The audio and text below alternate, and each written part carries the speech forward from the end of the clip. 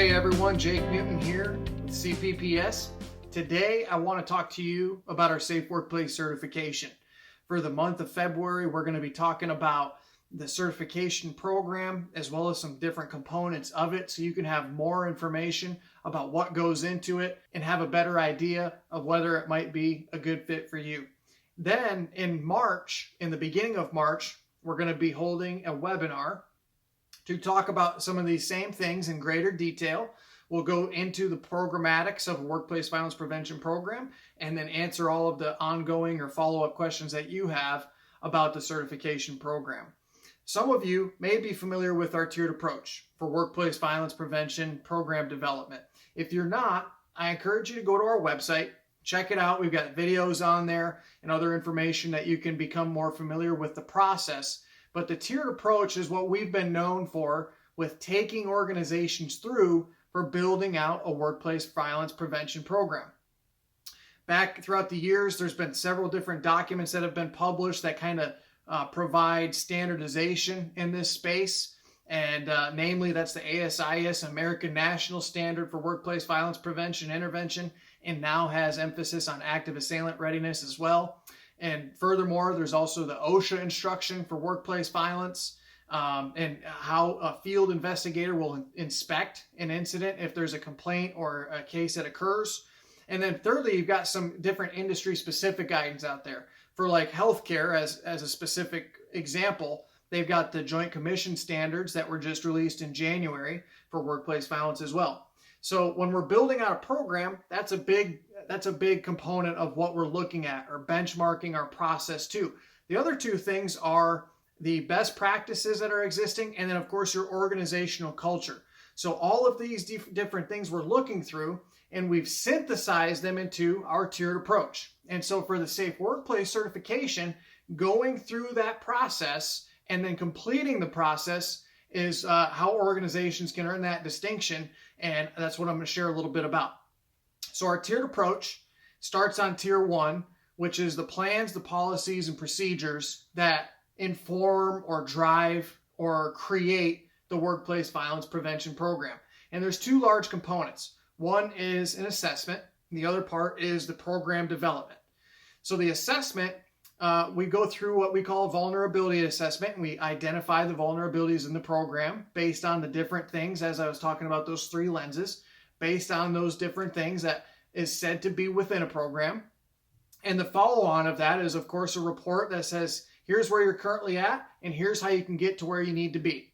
The other part of the program is the program development. So the documents, the standards that I mentioned, generally come down to 3 different things. For us, they're 3 different documents. One is the workplace violence policy. So we would partner with you to develop that policy.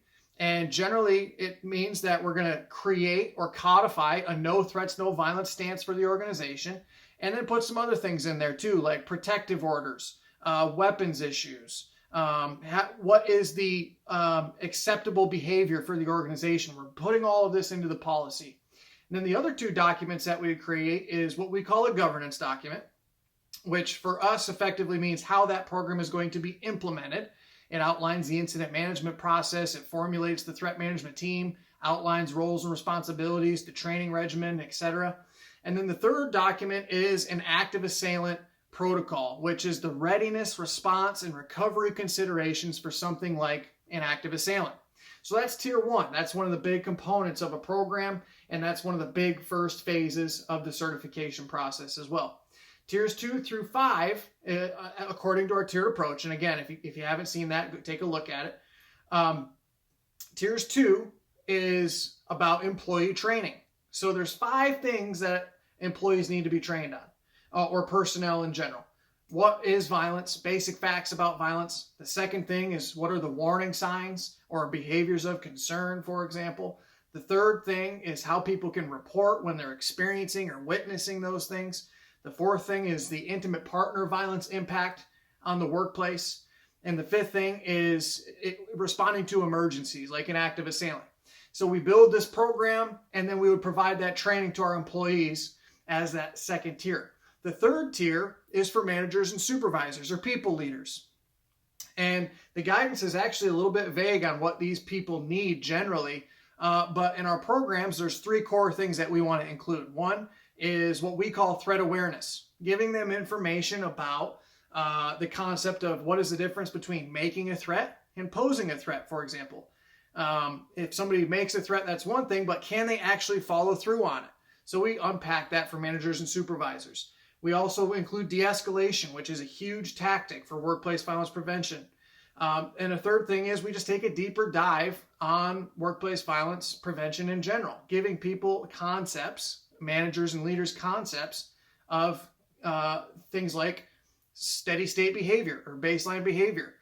We unpack all of these different things so that a leader can have extra tools in their quiver, so to speak, to be able to help the process of violence prevention. And then on the flip side, they have more information of how to support a threat management team when they need to start looking at how to perform a threat assessment or implement different intervention strategies.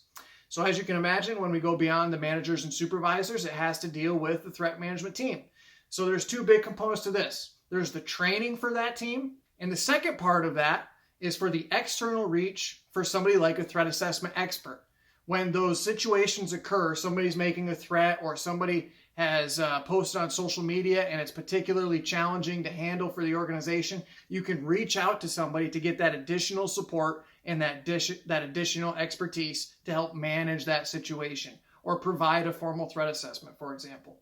And then, of course, the capstone of all of this is the executive management or the senior leadership, equipping them with the information that they need to know so that they can effectively provide that top-down commitment and support that a program so desperately needs. So going through this process and hitting some criteria and benchmarks within each, after doing all of this, we will go through, validate it, and then provide the distinction of Safe Workplace certification or being Safe Workplace certified.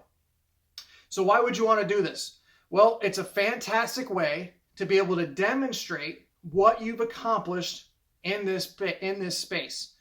So one, you're demonstrating consistency with standards and best practices in a way that is also aligning with your organizational culture. Some other things is it's really strong to demonstrate for potential talent, for example, of what you're doing to show commitment to their safety and security. In a day and age where retention is increasingly more difficult, turnover is happening all the time, you can show employees that are coming on or people that are coming on to your organization the exact thing that you're doing to provide for their safety and security. It's also great for demonstrating to insurance what you've accomplished. So maybe you can get this reflected in your liability premiums. It's also a great way for industry-specific issues like I mentioned in the beginning. Maybe you have to prove to the Joint Commission how you're consistent with their standards. There's so many different ways this can benefit your organization by going through that process and showing what exactly you've accomplished. So we'd love to share more with you. We've got more content coming out throughout the month that's going to go through more detail about each of these different components of the program. If you have any questions or you want to get into the nitty-gritty about what else is part of this Safe Workplace certification, please reach out to us. We'd love to have a conversation with you. And again, be on the lookout for the invite for that webinar in March. We're going to be talking about this at length, and we look forward to seeing you there.